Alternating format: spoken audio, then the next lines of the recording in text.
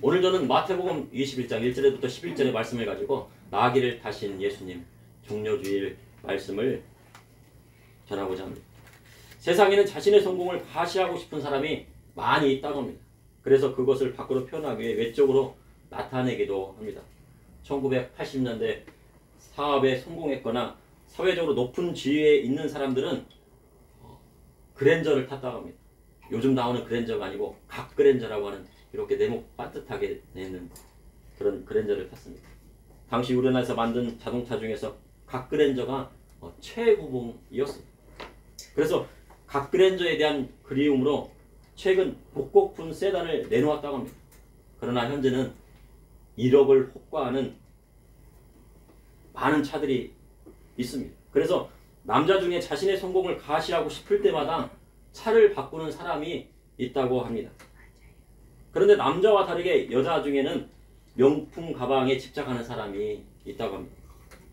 남자가 이성을 바라볼 때 그의 외모를 보는 경향이 있다고 하면 여성은 여성을 바라볼 때 스타일에 집착하는 경우가 있다는 것입니다. 다른 사람이 어떤 옷을 입고 어떤 것을 들고 있는지 유심히 보게 된다고 합니다.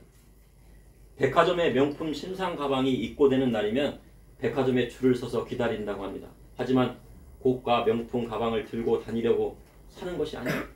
그 가방에는 희소성이 있기 때문에 그것을 집에다 잘 모셔두고 그것과 아주 똑같은 가방을 하나 유사품을 들고요 이렇게 밖으로 나가는 겁니다.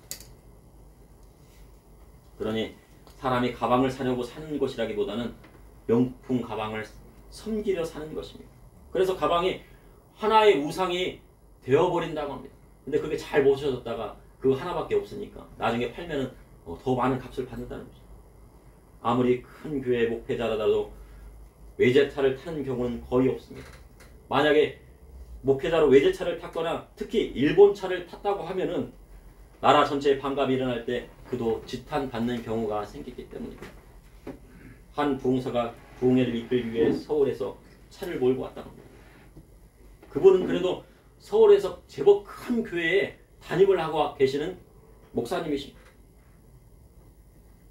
그런데 타고 오신 차가 얼마나 낡고 오래됐는지 시동 소리만 들어도요 덜렁덜렁 해가지고 금방 멈출 것 같은 그런 차를 타고 오신 거예요.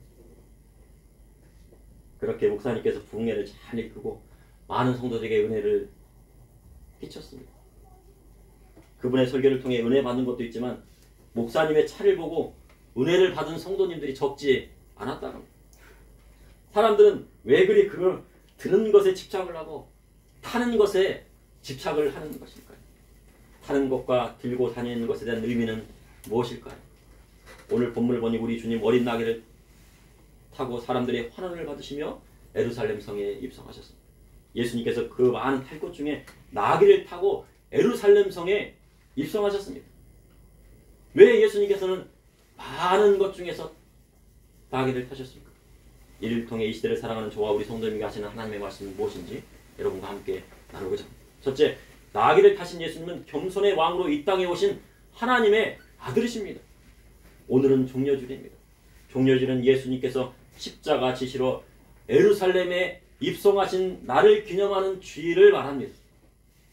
주께서 예루살렘에 입성하실 때 많은 사람이 종려나무 가지를 베어다가 길에다 펴고 다윗의 자손으로 오시는 이여 호산나 하며 찬송을 불렀습니다. 우리가 생각하기로 종려나무는 아열대성 나무로 생각할 때가 있습니다. 그러나 식물학자들에 의하면 성경의 종려나무는 대추 야자나무라고 불리는 나무라고 합니다. 그러니까 우리가 생각하는 아열대성 종려나무는 가나안 땅에 살 수가 없어요. 그래서 대추 야자나무라는 그 나무가 있는데 그 나무가 종려나무하고 아주 유사한 것입니다. 그런데 해석하기를 우리는 종려나무라고 해석했습니다. 대추 야자나무는 종려나무와 비슷한데 가나안 땅 전 지역에 잘 자라고 수분이 있어서 자라기 때문에 여리고 지역에 물이 많은 여리고 지역에 잘 자란다고 합니다. 대추 야자나무가 그 열매가 열리는 데에는 30년이 좋게 걸립니다.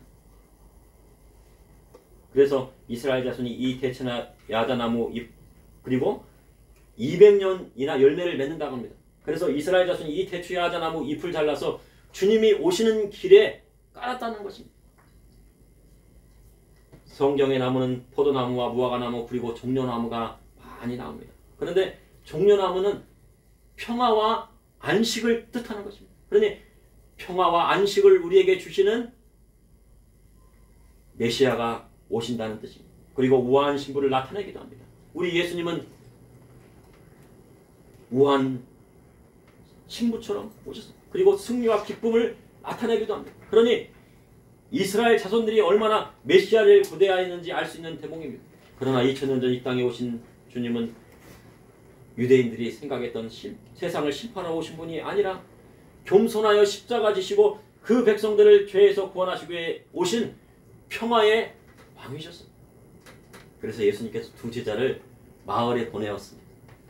오늘 본문의 말씀을 보니 마태복음 21장 1절에 그들이 예루살렘에 가까이 가서 감난산 백박에 이르렀을 때 예수께서 두 제자를 보내시며, 감난산 백박에는 예루살렘에서 아주 가까운 곳입니다.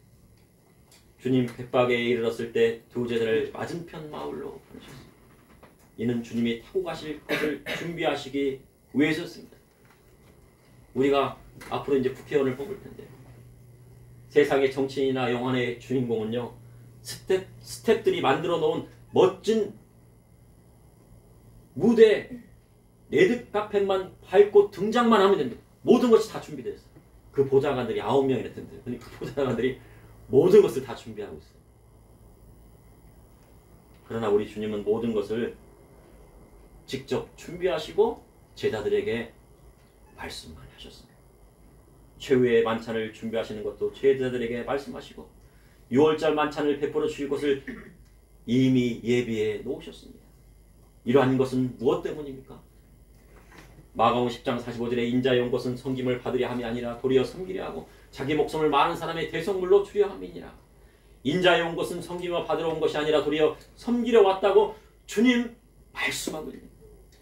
그리고 많은 사람을 살리려 자기 자신을 대성물로 주려고 함이라 하셨습니다. 대성물이란 포로나 노예를 해방하기 위하여 지불되는 속전을 뜻합니다. 창세기에 요셉이 은 20의 형제들에게 이스마엘 상인에게 팔렸습니다. 왜 요셉은 이스마엘 상인들에게 은 20에 팔렸습니까?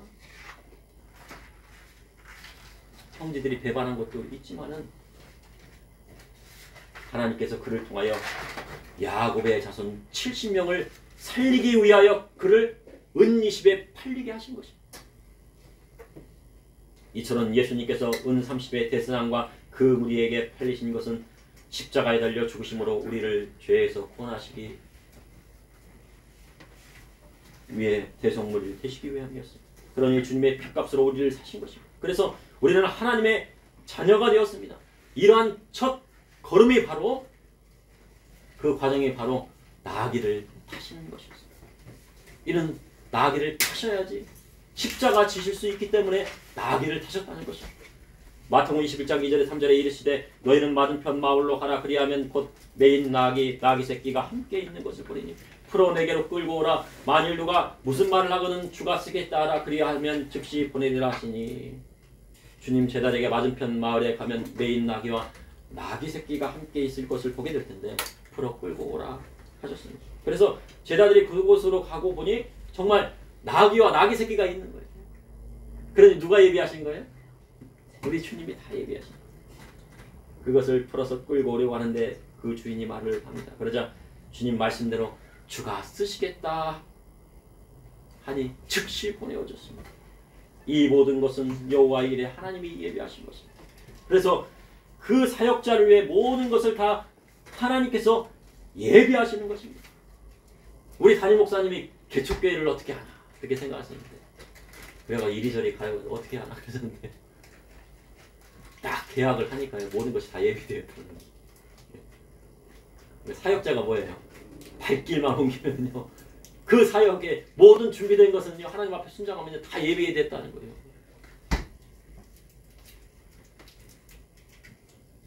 그런데 왜 주님은 여러 가지 탈 것이 있는데 하필 나귀를 끌고 오라 하셨을까요? 이는 나귀를 타고 예루살렘에 입성하시기 위함이었습니다. 스가랴 9장 9절의 말씀. 시온에 따라 크게 기뻐할지어다. 예루살렘에 따라 즐거이 부를지어다. 보라 내 왕이 내게 임하시나니 그는 공의로우시며 구원을 보시며 겸손하여서 나귀를 타시나니 나귀의 작은 것 곧 나귀 새끼니라. 시온의 딸과 예루살렘의 딸은 이스라엘 자손을 말합니다. 이스라엘의 왕으로 임하시는데 그는 공의로우시며 구원을 베푸시는 왕이라 하셨습니다. 그리고 그 왕은 유대뿐만 아니라 이방인까지 화평을 전하시고 전 세계를 통치하시는 자심을 나타내고 있습니다. 그런데 그 왕은 겸손하십니다. 그래서 나귀를 타시고 그것도 나귀 새끼를 타신다는 것입니다. 세상에 공하는 자신의 권력을 드러내기 위해 흰 말이나 검은 말을 탑니다. 멋진 갈기가 이렇게 딱 그 갈기가 있잖아요. 머리에서부터 이렇게 딱 등들 타고는 그러한 말을 타요. 북한의 김정은이 자신이 백두혈통이라고 했어요. 백마를 타고 백두산에 오르고 뉴스나 신문에 대서피를 합니다. 그러나 세상의 권력자는 자식의 마음을 아버지께로 돌리지 않습니다. 자식의 마음을 빼앗아갑니다. 북한의 김일성은 모든 사람을 다 먹여 살려주겠다고 했습니다. 그러나 1990년대 고난의 행군을 거치며 많은 사람이 아사했습니다. 그리고 아버지가 잘못하면 당에 고발하라고 말을 했습니다. 그리고 아버지의 마음이 자식에 가지 못하도록 자식을 낳으면 어디에 맡기라고 했어요? 타가소리에 맡겨서 어릴 적부터 사상교육을 받게 시켰어요. 그래서 김일성을 어버이 수령이라고 했습니다. 어버이는 나를 낳아주신 부모님 한 분밖에는 안 계세요. 그런데 왜 부모님을 두 분이 아니라 한 분이라고 합니까? 성경 말씀 따라 남편과 아내는 한 몸이기 때문에 한 분이라고 합니다. 세상의 권력자는 아버지의 마음도 자식의 마음도 빼앗아 자신이 가지려 합니다. 그리고는 아들들을 빼앗아 전쟁터에 내봅니다. 그러고는 자기 가족은 철저히 보호합니다. 그러나 우리 주님은 겸손의 왕으로 이 땅에 오셨습니다. 세상에 평화를 주시고 많은 사람들을 살리시려 자기 몸을 대성물로 주셨습니다. 그래서 우리 예수님은 참된 구주가 되시는 것입니다. 그 첫걸음을 걷기 위하여 우리 주님 나귀를 타고 예루살렘에 입성하신 것입니다. 둘째, 예수님이 타신 나귀는 하나님 말씀을 따르지 않는 이스라엘 백성을 나타내고 있습니다.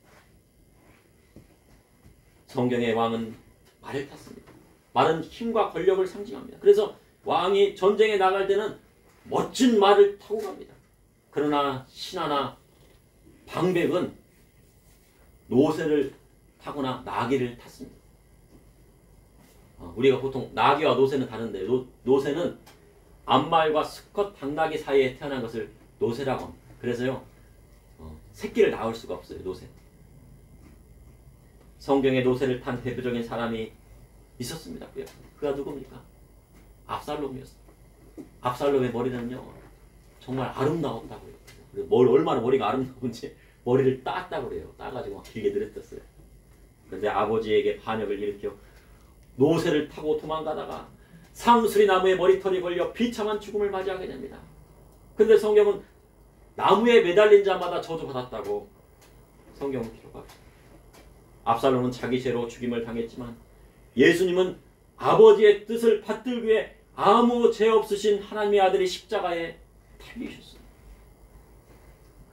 그리고 주님은 십자가 지시러 나귀를 타셨습니다.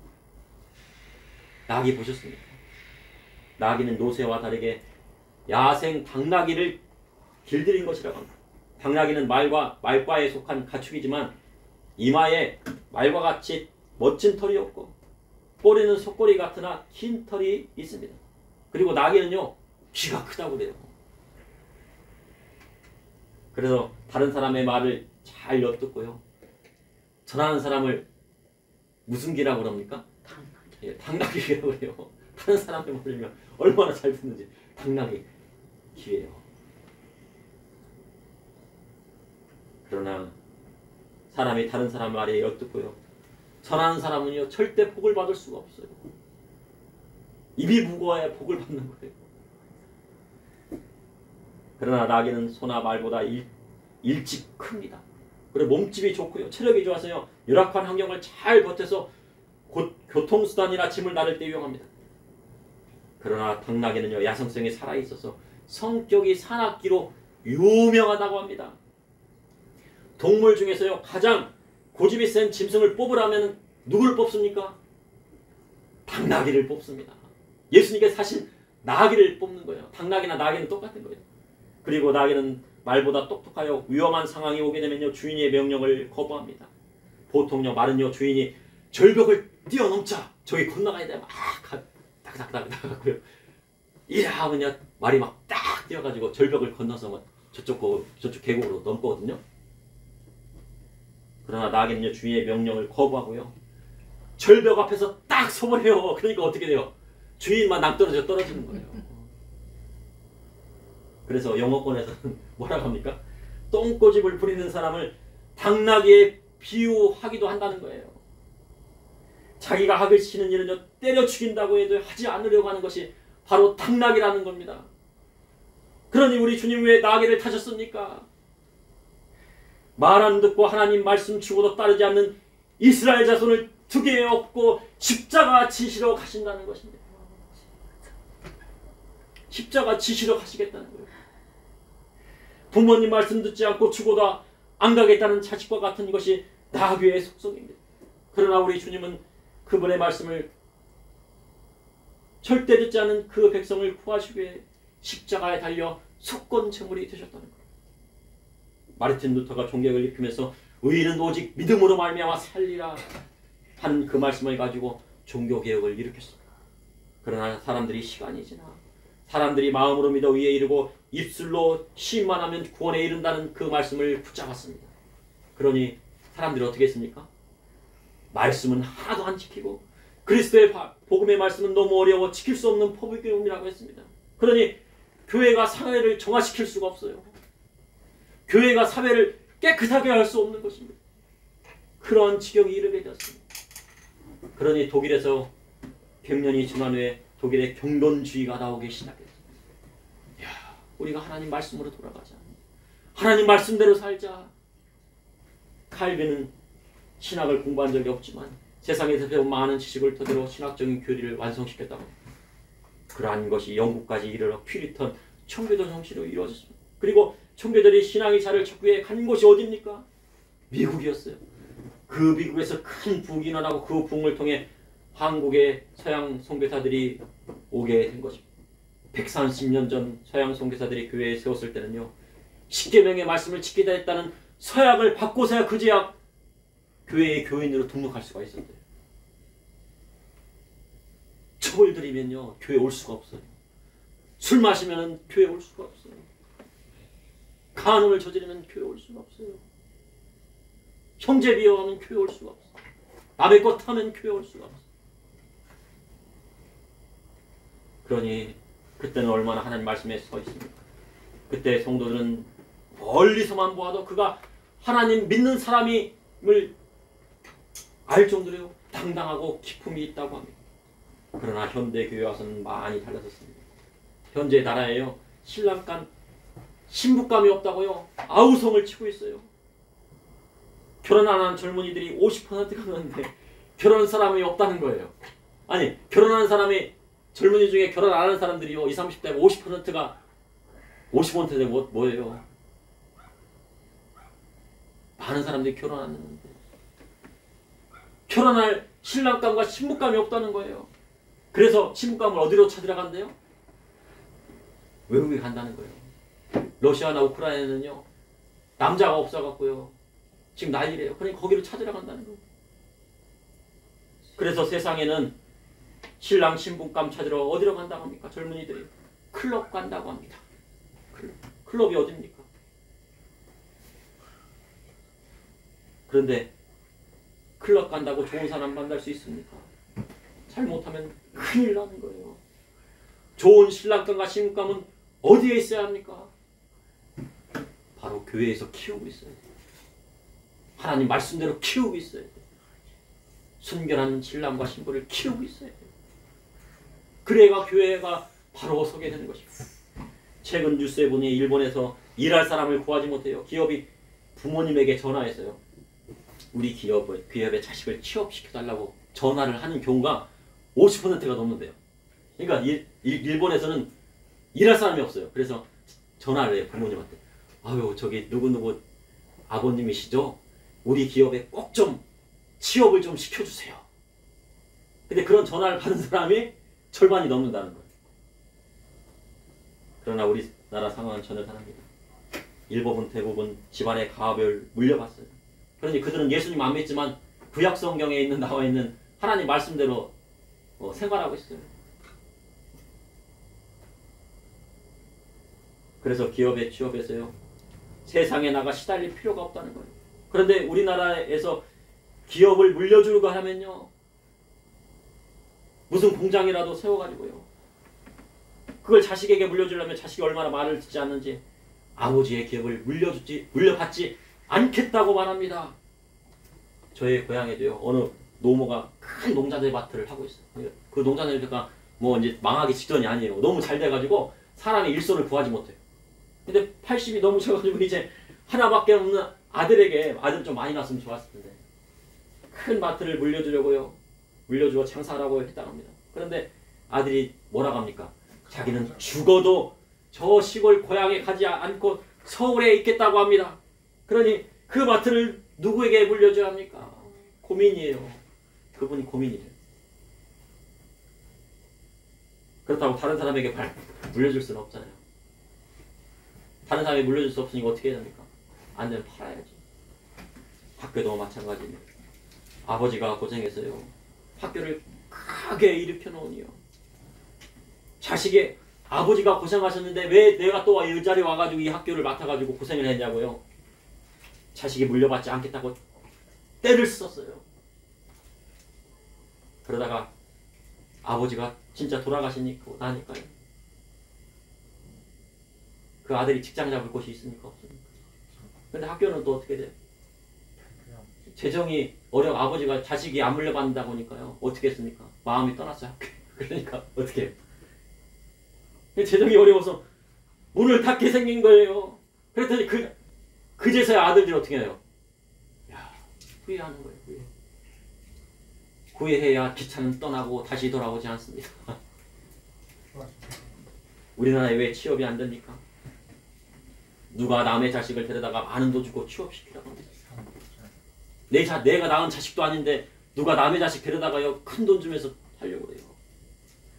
한 달에 3천만 원 벌어올 실력은 되어야 그 사람에게 200만 원, 300만 원 월급을 주는 거예요. 1년에 3억을 벌어올 능력이 되어야 한 2천만 원, 3천만 원 연봉을 주는 것이었습니다. 회사가 100억 벌면 직원에게 얼마 줍니까? 얼마죠? 보통 요즘 평균 한 500만 원, 400만 원 준대요. 그러나 할아버지 밑에 있으면요, 10억, 100억도 아깝지 않게 주십니다. 주시지 않는다고 해도 하나님께서 땅에서 축복받게 해주시는 거예요. 그래서 부모님께 효대에 이 땅에서 축복이 있다고 성경은 말씀하고 있습니다. 부모님에게 먼저 잘하기 전에 누구한테 먼저 잘해야 돼요? 예? 부모님에게 잘하기 전에 누구한테 먼저 잘해야 돼요? 할아버지 할머니한테 먼저 잘해야 돼요. 그래야 축복이 있어요. 할아버지 할머니에게 잘하고 섬기는 습관이 있으면 회사에 가서도요, 그 습관이 저절로 나와서 사장님이 눈여겨봐요. 야, 이 사람은, 야, 어른들한테 다른 젊은이들은 막 그냥 막대하는데, 야, 얘는 막 그냥 잘 대하네. 그래서 회사에 중요한 것을 맡기는 거예요.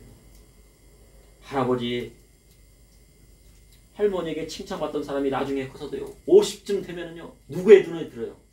회장님의 눈에 들어요. 칭찬받고 잘되는 축복을 받습니다. 그래서 어린 자녀를 시부모님께 자주 보여드리는 여자가 복되다고 하는 거예요. 여자는 남자의 사랑받는 여자가 복된 것이 아니라 우더든에게 칭찬받는 여자가 복된 여자라고 하는 겁니다. 우더든에게 보여주면 어떻게 해요? 할아버지 할머니가 손자들을 막 쓰다듬으면서, 야, 하나님의 축복받아라. 너는 앞으로 잘 돼야 된다. 그럼 축복이 절로 오는 거예요. 그럼 하나님께서요, 그 할아버지 할머니를 통해서 축복을 물붓듯이 부어주시는 거예요. 앞으로는 어르신들에게 잘하면 잘 되는 시대가 되었습니다. 그러나 어르신들에게 잘하는 젊은 사람들 찾기가 어려운 시대가 되었습니다. 하나님 말씀대로 가면요, 축복을 물붓듯이 부어주십니다. 그런데 예수님 세상에서 가장 고집이 세고 말 안 듣는 무엇을 타셨다고요? 당나귀를 타셨다고. 나귀를 타셨다고. 믿음의 성도는 바리새인과 서기관처럼 말 안 듣고 고집센 나귀가 아니라 예수님 믿고 거듭나 새 사람이 되어 그리스도의 말씀대로 나아가기로 작정한 사람이라는 것입니다.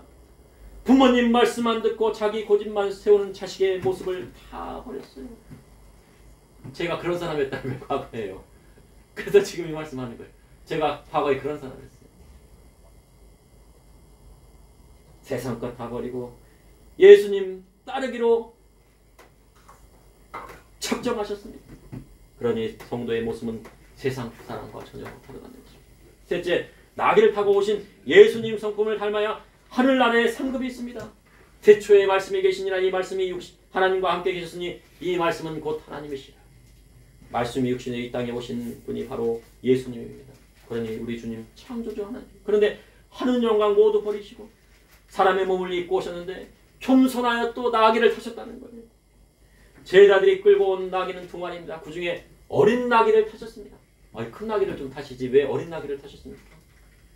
요한복음 12장 14절에 예수님은 한 어린 나귀를 보고 타심이 다 성장한 나귀는 이제 고집을 꺾을 수가 없어요. 다 큰 나귀가 얼마나 고집이 있습니까? 민수기 22장에 보면요. 발람이 아침에 일어나서 나귀 한 장을 딱 얹고요. 모압 고관들과요 길을 나갑니다. 뭐하러 가는 거예요? 이스라엘 자손을 저주하러 나가거든. 나가지 말라 그러는 거예요. 그로 인해 하나님께서 진노하사 여호와의 사자가 그를 죽이려고요. 포도원 길목에서요. 딱 칼을 들고 그냥 여기만 지나봐라 그냥 딱 하는데 발람이 그것을 알지 못하고 나귀는 그것을 보고 있어요. 나귀가 얼마나 똑똑한지요. 영안이 열려가지고요. 여호와의 사자를 보더라는 거예요. 그래서요. 이 나귀가 좁은 포도원 길을 막 도망치려고 합니다. 그랬더니요. 발람이 뭐예요? 막 채찍질을 막 촥 가요. 그러자 나귀가요. 죽기는 싫으니까 자기는 뭐 발람은 죽기야 만약에 주인이 나가는데 나는 죽기 싫으니까 벽에다 막 몸을 기대면서 발람의 발을 막 그냥 벽에다가 짓눌러가지고 아프니까 그때 발람이 또 어떻게 채찍질을 막 더 세게 쳐. 그러니까 나귀가 어떻게 합니까? 그 자리에 주저앉고 말았어요. 그리고 지팡이를 막 이 나귀를 막 그냥 세 대를 후려치.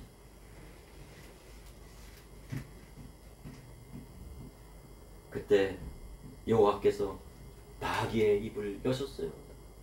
야, 저 여호와의 사자가 너 죽이려고 하는데 어떻게 나를 지팡이로 세 대나 치려고. 그 정도로 나귀는 고집이 셉니다. 그런데 우리 주님 다 큰 나귀를 타신 것이 아니라 어린 나귀를 타셨어요. 이는 어리고 깨닫지 못하는 이스라엘 자손은 그리스도의 복음의 말씀으로 가르치시겠다는 뜻도 있는 거예요. 하나님 말씀은 언제 가르쳐야 됩니까? 어릴 때 가르쳐야 그 말씀을 마음에 새기고 12살까지는 부모님 밑에서 성장해야 나이 들어도 부모님 떠나지 않습니다. 그러니 어릴 적부터 공부시킨다고요. 유학 보내는 거 좋지 않은 거예요. 자식들만 다 미국 보내면 안 돼요. 한 권사님이요. 남편을 일찍 여의고 아들 하나 의지하여서요. 애지중지 키워서요. 미국 유학을 보냈다고 합니다. 그래서요. 그 아들이 미국의 대학을 막 유명 대학을 졸업했어요. 그리고 미국의 유명 기업에 취업을 했습니다. 그리고 며느리를 맞아들였는데 누구를 맞아들였겠습니까? 미국 며느리를 맞아들인 거예요. 그래서 아들이 홀로 계신 어머니를요. 미국으로 모시고 와서 같이 살자고 해서요. 권사님이 신나가지고요. 야, 미국에 있는 아들이 나를 모시고 이제 산다고 한다.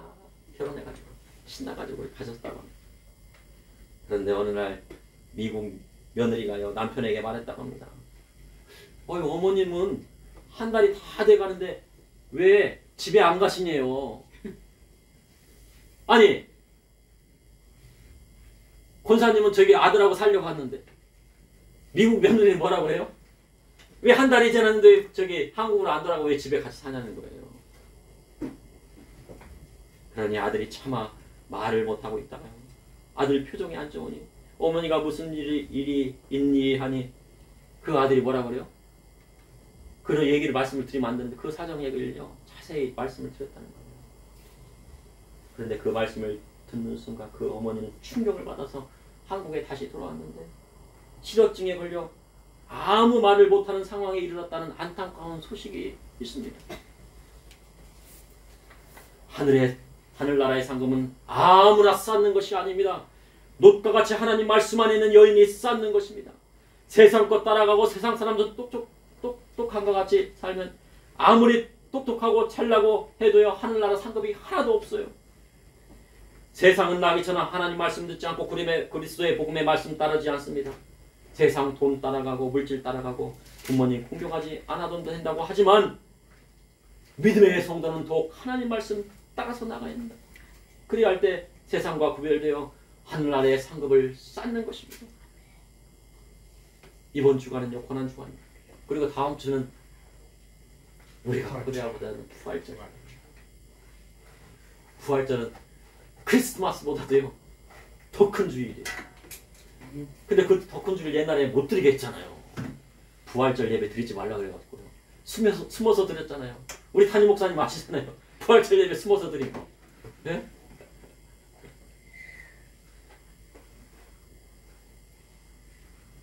그런데요 열심히 우리 성도님들은 사순절 기간을 통해 기도로 준비하신 것을 알고 있습니다. 열심히 기도로 금식으로 준비하셨으니 그 열매가 분명 맺힐 것입니다. 그런데 고난주간 기도를 준비하며 꼭 해야 할 것이 있어요. 기도를 하는 것도 중요한데요. 금식하는 것도 중요한데 꼭 해야 할 것입니다. 그것은요 집에 계시는 아니면 또 멀리 계시는 부모님을 공경하는 것입니다. 그리고 남편을 잘 따르고 남편을 잘 위해주는 거예요. 그리고 남편은 어떻게 해야 돼요? 아내를 사랑해야 돼요. 그리고 가족을 돌봐야 돼요. 어려운 형제 자매가 있으면 섬겨야 됩니다. 그래야 그 기도를 하나님께서 응답하신다는 거예요. 왜 하나님께서 기도 응답 안 하십니까? 남편 높이지 않으면 기도가 응답되지 않아요. 사라가 아브라함을 얼마나 높였습니까? 그래서 사라가 남편을 뭐라고 그랬어요? 주라고 했는데요. 주라고 하는 것은 하나님이라는 뜻이 아니에요. 하나님과 동등되게 한다는 뜻이 아니라 주인이다. 내가 종이 되고 남편이 주인이 될 정도로 섬겼다는 거예요.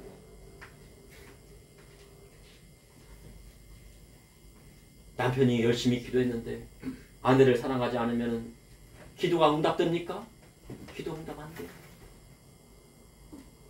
저 집에서 싸우고 오면은요 설교 말씀 전할 수가 없어요. 예. 아내를 사랑해야지 설교도 나와요. 그러니 사라가 얘기했어요. 저 첩 내보내라. 그러니까 아브라함이 어떻게 해요? 예? 쫓아냈어요. 예. 하나님께서 짝지으신 그 사라를 사랑합니다.